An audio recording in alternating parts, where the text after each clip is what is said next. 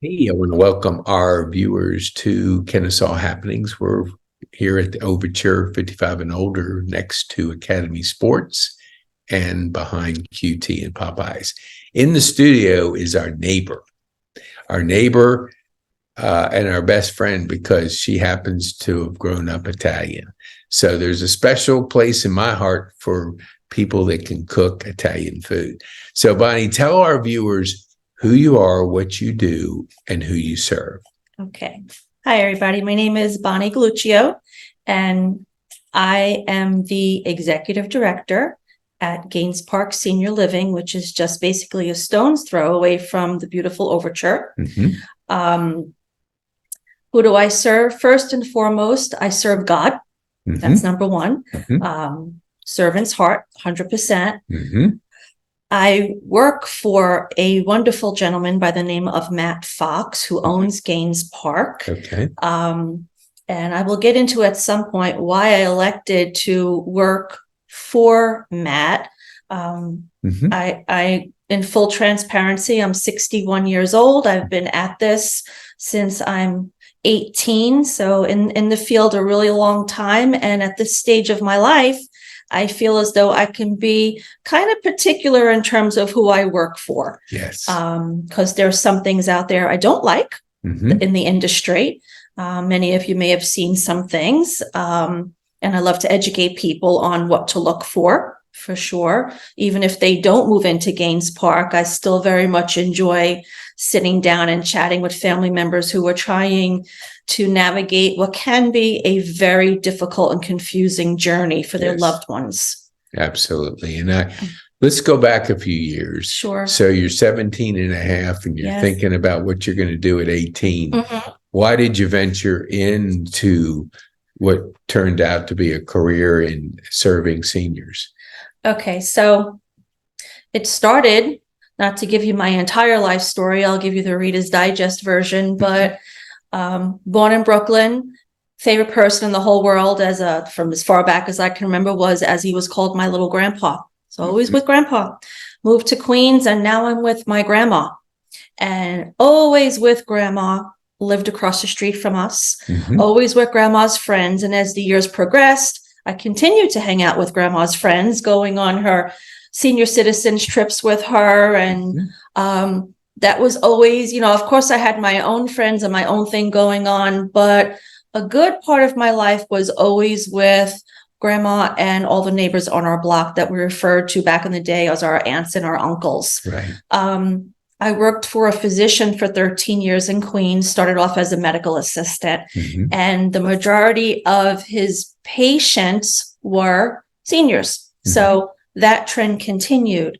And again, I'm really trying to condense this. Not to take up too much really time. Helps our viewers but understand more. As all New Yorkers do, if you don't know, at some point we have to move to Florida. That's mandate. So, so checking the box, moved to Florida, stayed there for close to 10 years. And during that time, I continued in healthcare, but I got a degree in healthcare risk management. So worked for a multi-specialty group in Brevard County, Florida. And that was fine. Again, I still had my connection, but it was a little stressful because if you're a healthcare risk manager, you kind of you have to be very proactive, and it's just a stressful position. Okay, so again, fast forward. I want to go home. I want to go home. I want to go home. So much to my family's dismay, we announced that we are moving back to New York, and we moved to Long Island. So when we arrived there, I didn't want to do healthcare risk management anymore, at least not for a while, because of the stress involved. So I saw an ad for therapeutic recreation. Actually, it was therapeutic recreation. I don't know if it was therapist, which I was not trained to do, but I applied in a 240-bed nursing home on Long Island. Got the job. Fast forward 13 years later, I became the director. I delved really deep into what I was doing, became the community consultant and facilitator. And one of the things that really steered me towards embracing senior living, specifically, I'm very much into memory care, is because one fine day, the state came in, New York State, to do their annual inspection.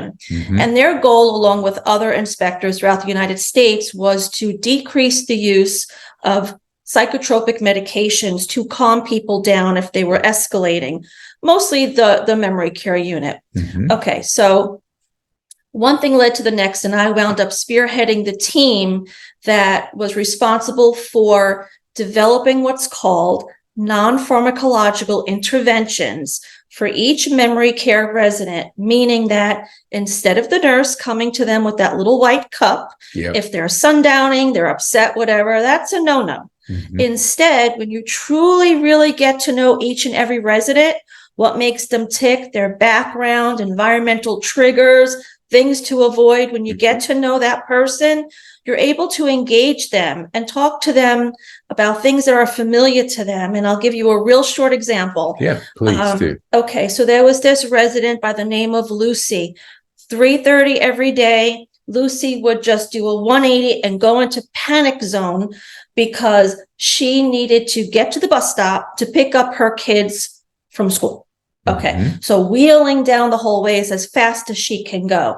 So typically, oh, there goes Lucy again, so let's give her a whatever, right? No. Instead, we found out what part of Brooklyn Lucy came from, what bakery she went to, what she purchased at the bakery, what she did on Sundays, Mhm. just a few things. So not only the nurses, but every single staff member in that building was given something called At a Glance, which is a program that I developed, Mhm. okay, that told a little snapshot about each person. Mhm. So what we would do is we go up to Lucy when she's in her panic mode.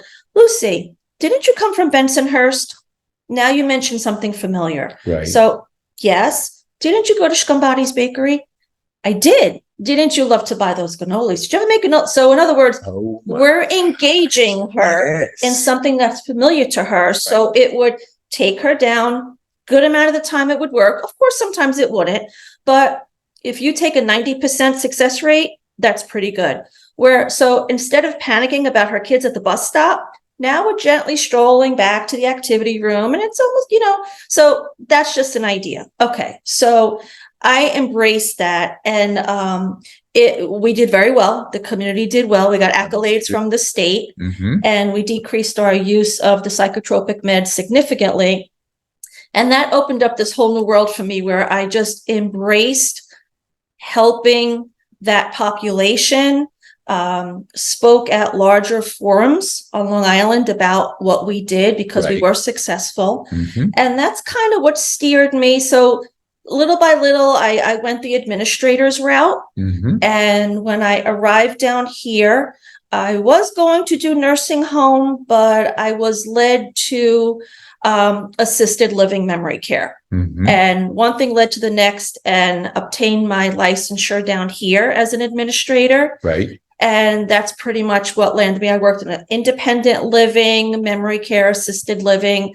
I've been, all the areas.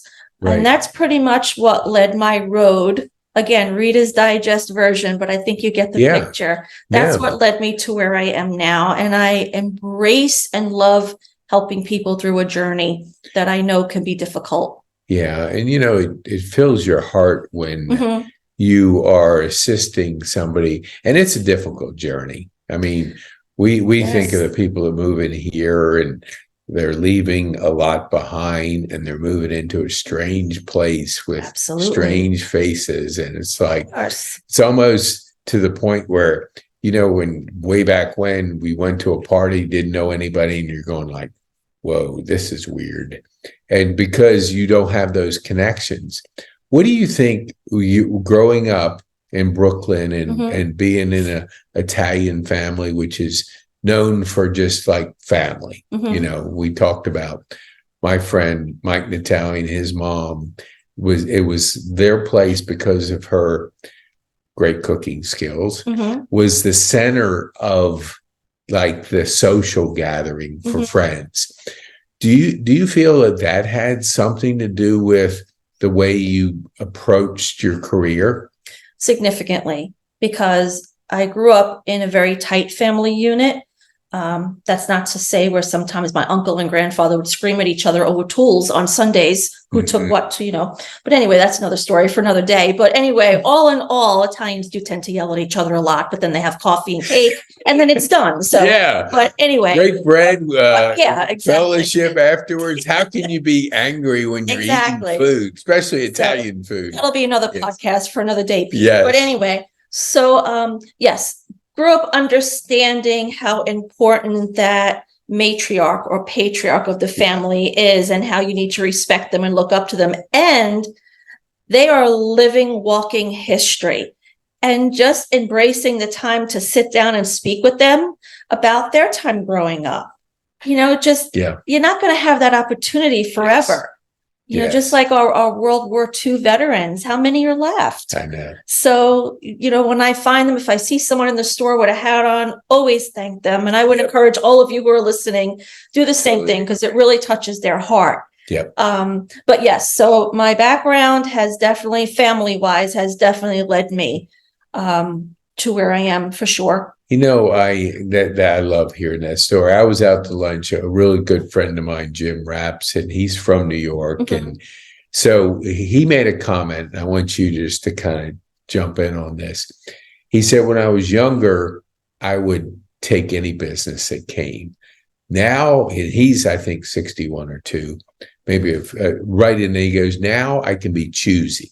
Mm-hmm. What do you think choosing the right people to work with you, because your skill set, as we're explaining to our viewers, is different than I have ever heard. So do you take that, like, if every person that applies at Gaines Park, are you like looking if there's a good match, or what's your thoughts on just making sure that culture over there is where you want it to be? Yes, definitely. As I get older, yes, I have become wiser. I think that does come with age for sure.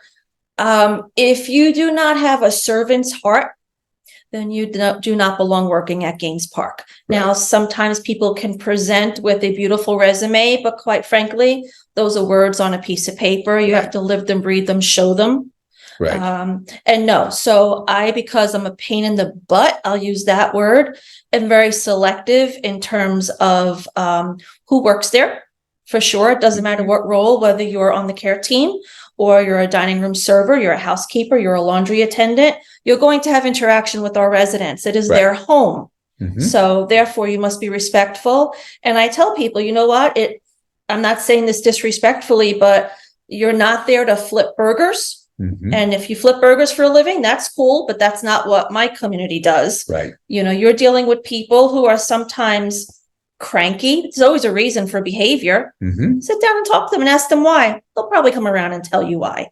But no, so to answer your question, not everybody can work, not only at Gaines Park, but that should be the standard across the board. Yep. If you're working with seniors, yeah, you got to have a certain. Absolutely. The heart has got to be the first priority, because if it's just a job, you'll be short term because you won't last. Absolutely. Because it's a demanding industry. Mm-hmm.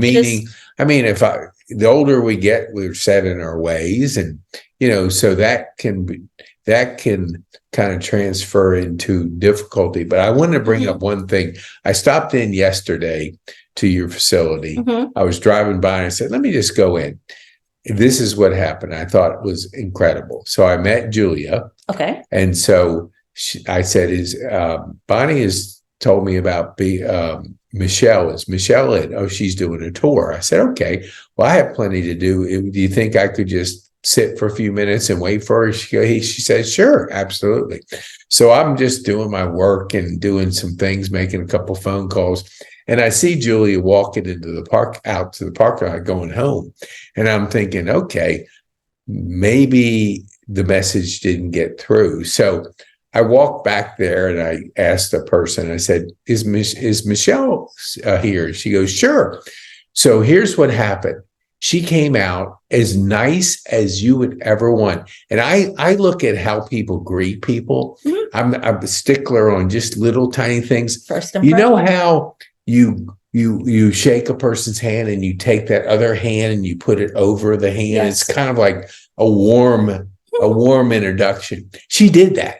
Yep. And you had told me about her growing up and being part of senior living way back when. Since she was 8. Yeah. And I'm going like, holy mackerel. What you said transferred, because plenty of times people, hey, how you doing? What are you doing here? You can tell the people that generally lead with their heart. And so we had a nice conversation. We were talking about it. I was asking her a few things about just different things. But to your point about when you said that Michelle basically grew up, she told me the story too.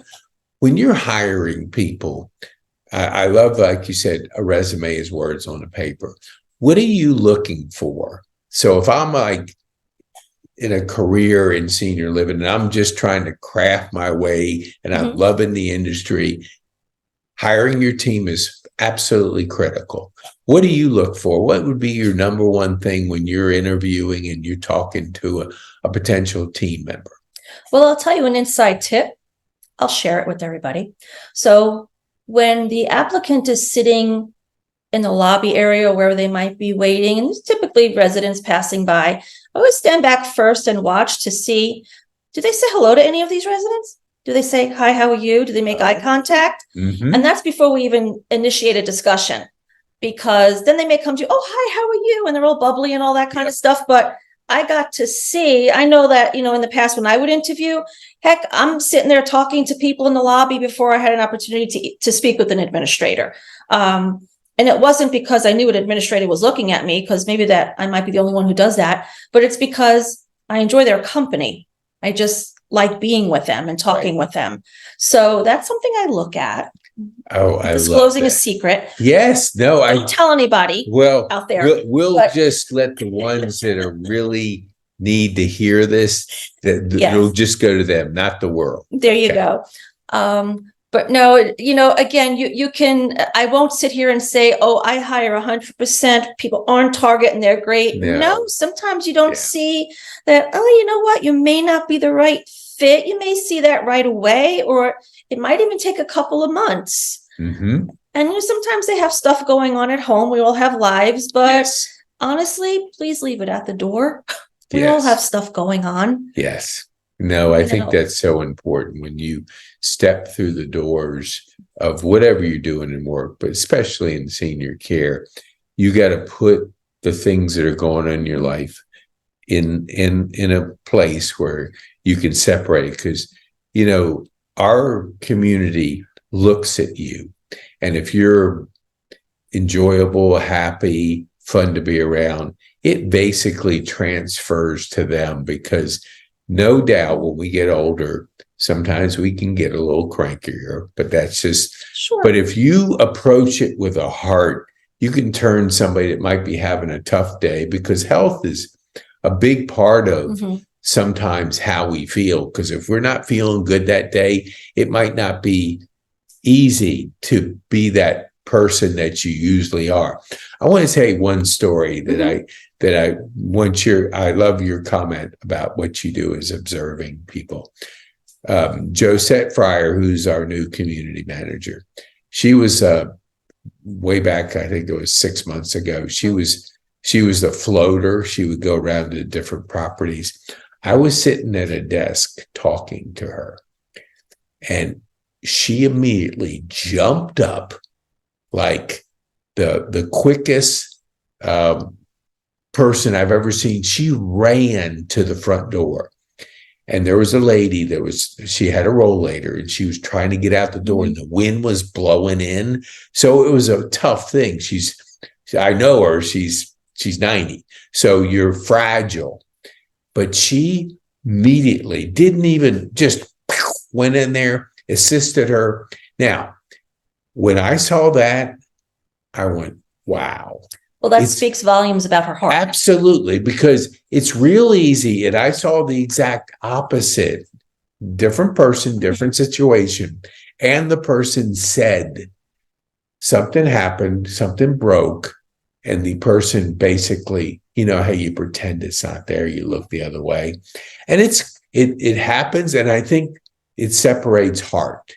It's like she didn't care that I was in a conversation with her. It's like she didn't say, "Hey, excuse me." She reacted, and she just ran like I've never seen anybody run. That speaks volumes. Yes, it does. And I think to your point about hiring, I love that, because my brother's a pharmaceutical recruiter, and I say, "What's the key to hiring good people or finding good people?" He goes, "Well, be quite honest with you, 50-50 split. I can look at somebody, talk to them." Now, he was mainly over the phone, so he couldn't observe the body language. But he would say, the ones that I had a perfect resume, all of a sudden they're bombing. The ones that didn't have that perfect resume crushed it. And it's like, how do you ever tell? He goes, "I don't know." Right. You know, it's like, I have an idea, but you can't always, because people are people. And I think you're using your instincts to evaluate your team, evaluate your ability to put the best possible people. So tell me, let's go back. You mentioned Matt. All right. You're at a stage of your career, you can be picky. And I totally love that when somebody says, "I can be picky. I don't have to take the first job that comes my way." Beautiful thing. Yeah. So when you were kind of evaluating, and I don't know how many years you've been at Gaines Park, but when you were evaluating where you were going to go, what impressed you about Matt that you decided to work for him and be part of Gaines Park? Okay. I'm glad you asked me that question, because I love sharing this. So I live in Woodstock. Matt lives in Tennessee, and he has to interview face to face. So I said, "Well, you don't have to drive all the way down to Kennesaw. Why don't we meet?" And we met at Jasper, and we met at pizza place, of course. And I walked in, sat down, and before we started, Matt said to me, "Do you mind if we pray first?" Wow. Because I want to make sure that we both make the right decision here. And right then and there, I knew that that was the guy I wanted to work for, because no one ever has done that. Yeah. I mean, no, it's like you're kind of like, "Ooh, I don't want to be pushy here with my faith." And, you know, but he's strong in what he believes. And so that's important to him, because I always say, you know, what's important to a person? My faith is my faith. Your faith is your faith. I don't want to say you gotta embrace my faith. But, you know, when we have somebody that says that, it kind of speaks for his heart. Well, that was our connection immediately. Yeah. So that's what. How long ago was that, and what has transpired in your journey with him and under his leadership? So that was November 2023. I started there the end of December. 2022. I'm sorry, 2022. Okay. So I'm there about 13 months now, 14 months. What has transpired is one of the things that Matt related that he liked about me was my love for memory care. And we at Gaines Park, as of September 1st of last year, now have a memory care neighborhood. Don't call it a unit, because that sounds, very institutional. No, I agree. It's a memory care unit. We like to call it Your Story Memory Care Unit, because it is about their story. It's not that we have a memory care, it's their memory care. So when you open up a memory care neighborhood from the beginning, you don't open it up and it's magnificent immediately. And if anybody tells you that it is, that's a lie. You have to get to know your residents, what makes them tick and what works for that gang that's there. I like to call them the gang. We have progressed. So that was September. So we're in February now. And I have to say we are transforming into, yes, I will say, a magnificent memory care neighborhood.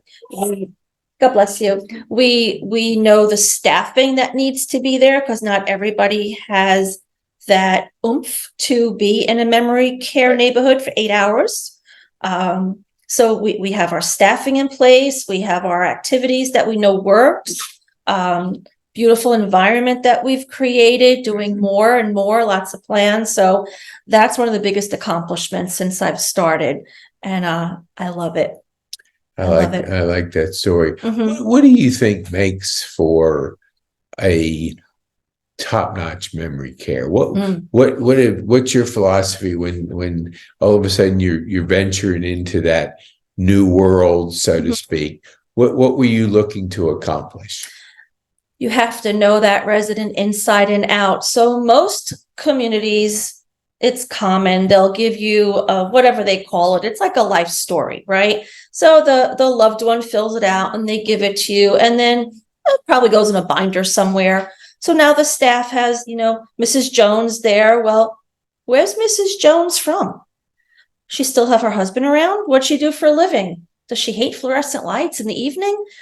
If you don't know that about Mrs. Jones, you're setting yourself up for failure. Mm-hmm. So extremely important to be successful, and what makes it work is knowing that resident. And that stems from my experience back in the nursing home when I had that, thing that I did over there about those non-pharmacological interventions. Mm-hmm. But what helped us to do that was digging in deep into each resident, what makes them tick, what they don't like either. That's right. Important. So if you don't have that, you don't know that person and their story as a whole, you're setting yourself up for failure. Right. We're here at Overture, and I can't confirm it because I don't know that they add everybody's age up and come up. So, but I heard through some residents that our average age is 80. Mm-hmm. So our memory definitely starts declining for different people. Mm-hmm. What do you look for? Like, what starts it? Is there certain things that happen in a person's journey that they go from assisted to memory care? Is there things that happen that you can say, well, we're getting to the point where we have to have a conversation with the family?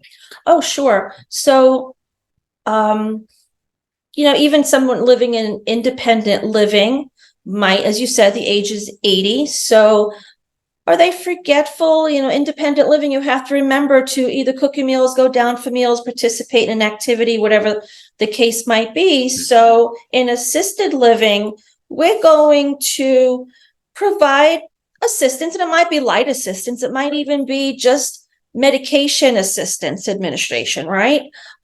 Just because you live in assisted living doesn't mean, and this is probably a podcast for another day, but just because you live in assisted living doesn't mean you're helpless and it's a nursing home kind of thing. It is not.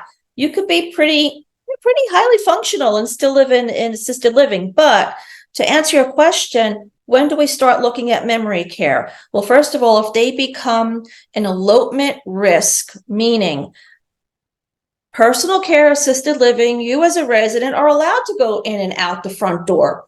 That's your right. However, if you're going out the front door and we see you roaming in the parking lot or around the building and you really don't know why you're doing that, that's a huge red flag. Okay. So that's going to be one thing. Another thing is where you need a memory care environment because we know it would better serve you because of the need for more cognitive stimulation during the day. Mm-hmm. Use it or lose it kind of thing. Right. So yes, in assisted living, you have activities during the day, but again, you're kind of structuring your own day. In memory care, that's the person who needs us to structure their day for them. Right. Basically. Mm-hmm.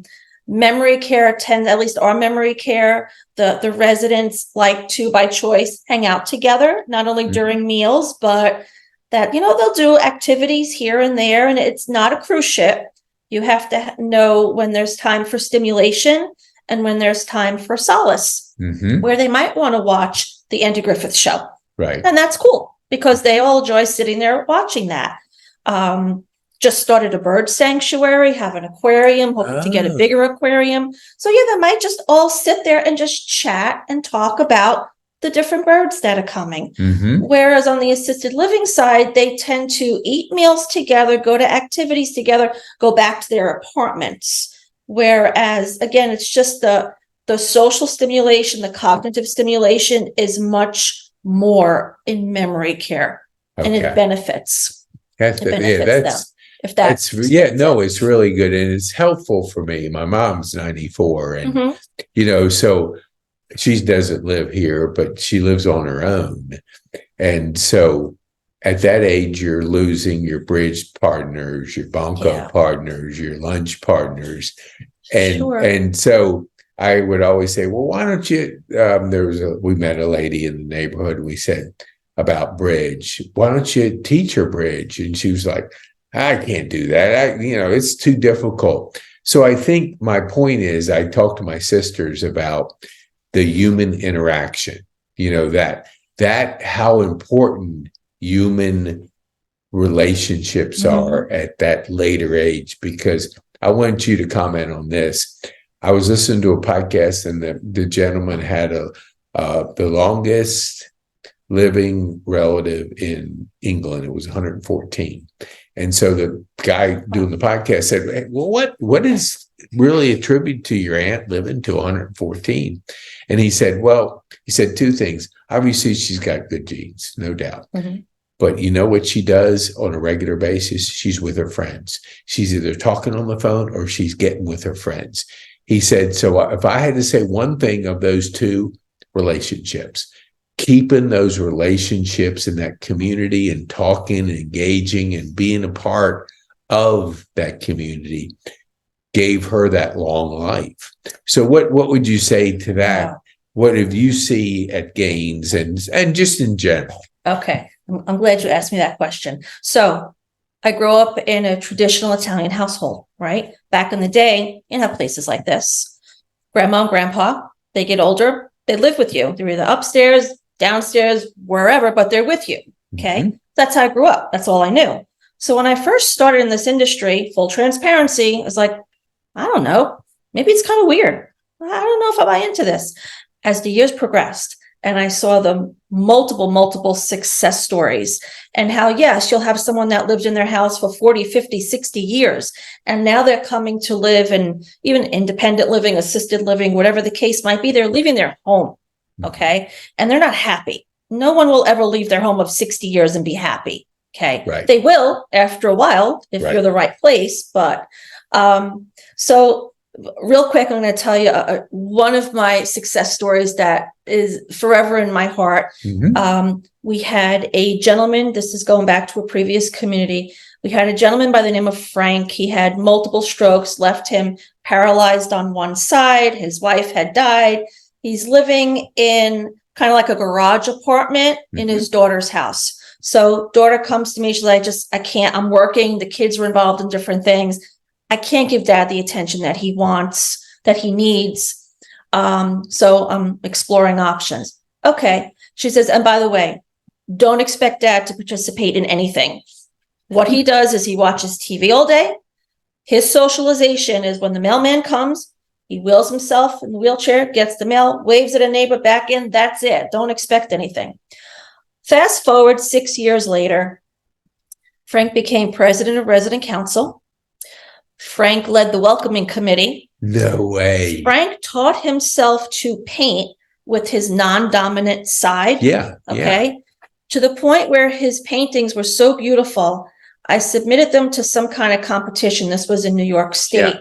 And he won out of all of New York State. Wow. And they made a calendar out of his paintings for this particular agency that I submitted it to. Yeah. So you want to talk about success stories and how you never know what you're going to get. So when families come and sit down and tell me, oh, mom's a hermit, mom self-isolates, mom doesn't want to socialize, I usually just nod my head and say, okay, we'll see. That's because of Frank. Mm-hmm. And we've had other Frank stories too. But again, you have to have a good team. And if you do, then you'll get a lot, much more than you expected. And people will live that life. And just, if I can just say one thing, it's kind of like my motto. I tell people over and over again, please don't view whether it's independent living, assisted living, or even memory care. Don't view it as the end of the book. It's another chapter. Yeah. Oh, I like that. It's just another chapter and it's okay. Yes. It's okay. Yeah. That phrase kind of like transcends the journey. And I think you're right. It's just another chapter, and you want that chapter to be a beautiful one. And it can be. Yeah, absolutely. Mm-hmm. So we could talk longer than this. I know you have one residence to take care of, Yes. and two, you I'm sure you're cooking at some point today. Making lasagna, of course. So, Mrs. Natali, this is for you. We have another Italian that has grown up in the kitchen. I like to say her daughter is the same as she is, so it's a beautiful thing. So tell our viewers, how can they get a hold of you? Oh, okay. And even if it's just to pick my brain, I don't want you to feel that, well, I'm not ready to call because I'm just not ready either for yourself or for a loved one. I love to just sit and chat and help and, consult, I guess you can say. Yeah. I'm not going to charge for a consultation if you call me. But if you just want to call and pick my brain, call Gaines Park, located in Kennesaw. If you want to schedule an appointment to come and just sit down with me, and we can talk about what the heck is the difference between independent living, assisted living, a personal care home, and a nursing home. I mean, many times people sit there like, what do I do? Where do I go? Yes. So I would love to sit and chat with you and explain what leads to what and where maybe your loved one should start. Right. And I think for our viewers, it's a maze out there, because my friend was doing the same thing. And I basically told him, Craig, you know what I do, don't you? It was like, I think so. I said, I talk with seniors all the time. You're going through a maze and trying to figure this thing out yourself. It's not easy. I mean, you're busy with your career and you're trying to go around the places. A website is a website. Yes. It doesn't take the personalities behind that website. So you can't look online and necessarily know what the makeup of that culture is until you, like you said, engage with you, talk with you, ask the questions, investigate, do your homework, but do it with the right people. So we'll put it in the show notes, what you just said. So if you're driving, I don't want you to stop, and especially in Atlanta or Kennesaw. Well, we have a cool thing coming right behind us is that bridge. We can literally ride a bike to your place once that bridge is completed. Golf cart. Yeah, a golf cart. Yeah, exactly. We have our golf cart guy down the street. He's been on, and we're talking about ways that we can take the residents to all the retail outlets and all. But now we can just drive over to Gaines Park and visit over there. So tell our viewers the one thing you would want them to come take away from this time on this podcast. What can you single it into one thing? Don't be scared if you have to leave your home. Don't be scared if you feel like, I think I need a little bit more help with my day-to-day. It's okay. It's okay. There's places out there that will fit your needs and your personality. Well, I wanted to thank you, Bonnie, for being a guest. Thank you, Pete. And I'm going to put some pressure on you right now. Okay. Because I can say it on the podcast. We would love to have you back. Well, I would love to come back. Okay. Well, awesome. And please, in the comments, if you have a question for Bonnie, put it in there. And if you know of a person that's trying to navigate through all the, it's a maze out there, and you want to share this with them so they're aware of the resources out there, because you do your homework, it's not an easy thing finding your parent, your loved one, and the next chapter in their journey or their life. So thank you so much, Bonnie. We appreciate you being here. May I say hello to Jean out there? Yes. Hi, Jean. Okay. We have a local Italian mom now that you're in Baltimore, back and forth to Florida. I'm okay. Okay. Thank you so much. Bye, everybody.